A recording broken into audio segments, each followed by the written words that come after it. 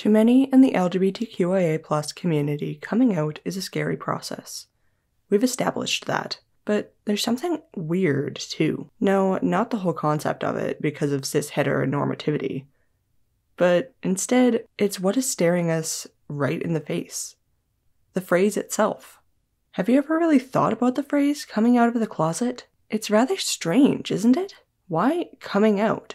And why is it a closet? In the 2000s, when I was in school, and when it was common to use gay as a slur, I often heard that it was because of the homosexual stereotype that gay men were overly flamboyant and interested in fashion, and thus the fashion obsession was why the phrasing was supposedly used. However, I've also heard people say more recently that they thought it had to do with cross-dressers dressing up in the closet. Honestly, I can see why these are believed by people who don't know better. However, the actual answer is a lot older than you may believe. Historian George Chauncey states that the abbreviated phrase coming out was co-opted by the gay and lesbian communities, and originally referred to a debutante's coming out ball, where a young lady is introduced to society. Think Pride and Prejudice. The gay and lesbian community of the 30s basically took that idea and used it as their own.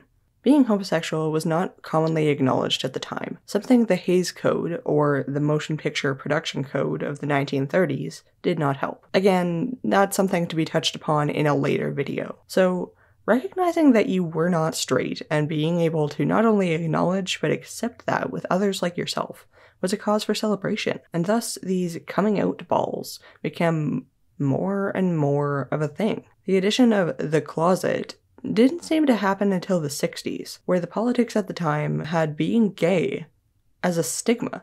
It was stigmatized and something to be ashamed of and hide. So thus, it was a sort of skeleton in the closet. A very bright rainbow skeleton in the closet. Thus, coming out of the closet was a way to battle against the stigma and be proud and say, this is who I am. This is who I love.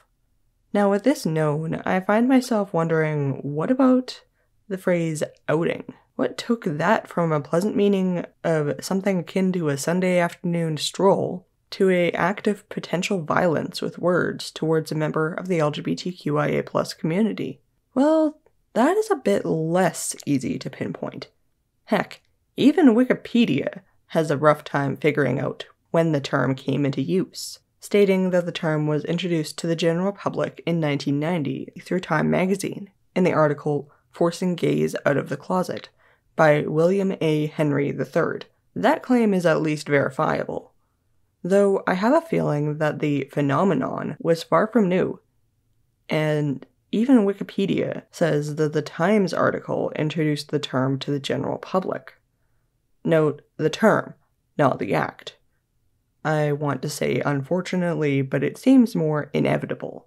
There have been various outing scandals even into the end of the 19th century that have been quite publicized. For example, the Oscar Wilde trial of April 26, 1895. It is uncertain what, if any, term was used in this time before outing became the popular phrase. There's a lot of history around the LGBTQIA+ community around coming out, being forced out, or staying hidden for any variety of reasons. In an ideal world, nobody would have to come out or stay hidden. With time, and probably an unfortunate amount of effort, I hope that we can move ever closer to that world, one step at a time. If you have any topics about LGBTQIA+ or mental health topics you'd like me to cover, please leave your suggestions down in the comments. As always, resources are in the description. Thanks for watching the OCD Enby. Stay safe out there.